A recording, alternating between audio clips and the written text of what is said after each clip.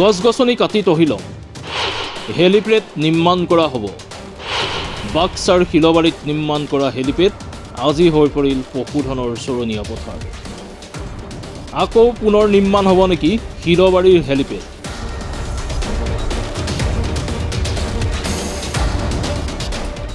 ভাৰত ভূটানৰ নাগৰিকৰ সুবিধাৰ বাবে প্ৰায় 20 বছৰ পূৰ্বে তেতিয়াৰ অবিভক্ত বজালী জিলাৰ ভূটান সীমান্তৱৰ্তীৰ শিলবাৰীত নিৰ্মাণ কৰা হৈছিল হেলিপেড।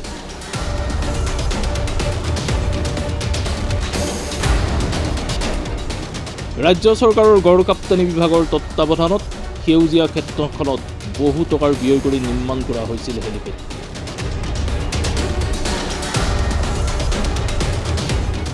নিৰ্মাণ হ'ল ঠিকেই, কিন্তু সঠিক কামত আজিৰ পৰ্যন্ত ব্যৱহাৰ নহ'ল হেলিপেড।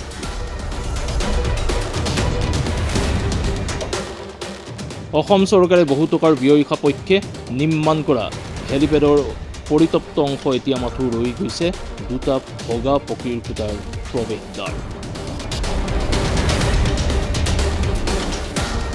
উল্লেখ্য যে ওচৰতেই মানস ৰাষ্ট্ৰীয় উদ্যান আৰু ভূটানৰ লগত যাতায়াত আৰু পৰ্যটনৰ বাবে শিলবাৰী এই স্থান বহন কৰিব এক সুন্দৰ পৰ্যটনৰ আকৰ্ষণ। গোটেই পৰিকল্পনাটো আমাৰ স্থানীয় লোক হিচাপেতো আমি গভমেণ্ট ফালৰ পৰা এতিয়ালৈকে যেনেকুৱা এটা নিৰীক্ষণ ল'ব লাগিছিল, তেতিয়াৰ দিনৰ পৰাই আজি মোটামুটি 20 বছৰ আগতে এইটো ঘটনাটো হৈছিলে। ইয়াতে চাৰিওফালে গছ গছনি আছিলে। সেই গছ গছনিবিলাক এইটো গভমেণ্টৰ নিৰ্দেশ মৰ্মে আমি এই অঞ্চলৰ উন্নয়ন কমিটি এখন আছিলে, উন্নয়ন কমিটিৰ জৰিয়তে যিমান গছ গছনি আছিলে সেইটো মানে সম্পূৰ্ণভাৱে কাটা আছিলে। তাৰমানে ওখ গছ থাকিব নোৱাৰে, হেলিপেড হ'ব লাগিলে সেইটো সম্পৰ্ক তেওঁলোকে কোৱাৰ কাৰণে আমি অঞ্চলৰ লগ লাগি গোটেই ৰাইজখিনিয়ে ইয়াৰ উন্নয়ন কমিটিয়ে এই গছ গছনিবোৰ কাটিলে। আৰু তাৰপিছত সেইটো হেলিপেডৰ কাৰণে তেওঁলোকে এটা নিৰ্দেশ দিলে যে এইটোত চাৰিওফালে খুঁটা পুতা হ'ব। সেই পিলাৰ খুঁটাটো এতিয়ালৈকে নিশ্চয় আছে। চাৰিওফালে মানে যিমান পৰিমাণে প্ৰয়োজন মাটি আছে, সেই মাটিত কোনো আমাৰ অঞ্চলৰ মানুহখিনিয়ে কাটিব নালাগে বুলি বা পুতিব নালাগে বুলি কোৱা নাছিলে। তাক সম্পূৰ্ণ সহযোগ কৰিছিলে। কিন্তু ৰাইজৰ মানে যিখিনি আশা আকাংক্ষা সেইখিনি এতিয়ালৈকে পূৰণ নহ'ল। আমি খুব দুখ প্ৰকাশ কৰিছোঁ এই অঞ্চলৰ মানুহখিনিয়ে, কাৰণ ইয়াতে নিশ্চয় এটা হেলিপেডৰ কথাটো আমি কল্পনা কৰা নাছিলোঁ। কিন্তু চৰকাৰৰ ফালৰ পৰা এনেকুৱা অহাৰ পিছত এই অঞ্চলৰ মানুহখিনি অতি আনন্দিত হৈছিলে। কিন্তু সেই আনন্দখিনি মাজ বাটতে নাইকিয়া হৈ গ'ল। গতিকে এতিয়া গোটেই অঞ্চলখিনি গৰুচৰণীয়া পথাৰ হৈ আছে। গতিকে গৰুচৰণীয়া হিচাপে আৰু তাৰপিছত যিমান মানে আমাৰ লাগতিয়াল সেই লাগতিয়ালবিলাক গছবিলাক কাটি দিয়াৰ পিছত আমি খুব দুখ পাইছোঁ এই অঞ্চলৰ মানুহখিনিয়ে। কিন্তু আমি আশা কৰোঁ এতিয়াও ৰাইজক মানে পুনৰ যদি এইটো উদযাপন কৰে তেতিয়াহ'লে এই অঞ্চলত নিশ্চয় আমাৰ যিখিনি আশা আকাংক্ষা লগতে আমাৰ ভাৰত ভূটান মিত্ৰ অঞ্চলত সেইটো তাৰমানে সহযোগ কৰিব পাৰিব। এই লক্ষ্যৰে শিলবাৰীত নিৰ্মাণ কৰিছিল হেলিপেড।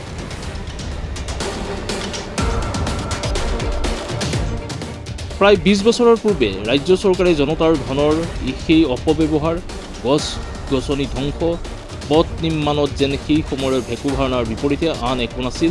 আজি তেনে চৰ্চা উচ্চাৰিত হৈছে সচেতন মহলৰ ওচৰত। বজালী জিলাৰ এজন নাগৰিক মই কিশোৰ শৰ্মা কৈছোঁ। এইটো আমাৰ শিলবাৰী বাক্সা জিলাৰ এইটো হেলিপেড চেণ্টাৰ শিলবাৰীত অৱস্থিত হৈছিল। আজি বহু কেইবছৰ আগতে নিৰ্মাণ কৰাৰ কাৰণে অসম চৰকাৰে যোজা কৰিছিল। আৰু আমি জনাত এই শিলবাৰীত এই হেলিপেড চেণ্টাৰটো নিৰ্মাণৰ কাৰণে কিছু ধন আৱৰ্তনো দিয়া বুলি আমি কাগজে পত্ৰে আমি গম পাইছোঁ।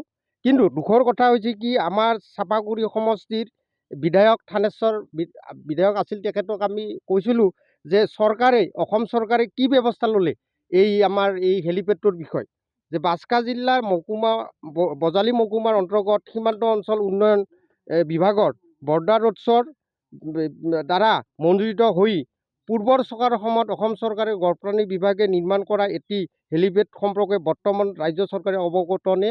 যদি অৱগত, এই হেলিপেডটো কি কাৰণত নিৰ্মাণ আজিলৈকে নহ'ল এইটো দুখৰজনক কথা হৈ পৰিছে। গতিকে মই সম্পূৰ্ণ সুযোগ আছে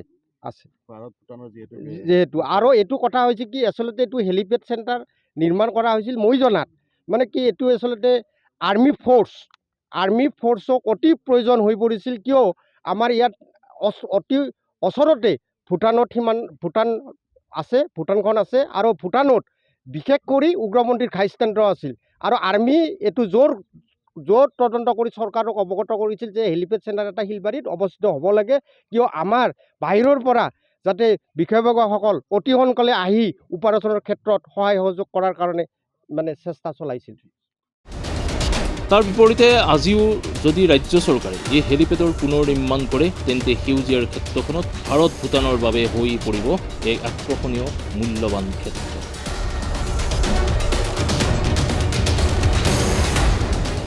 news x report, my news and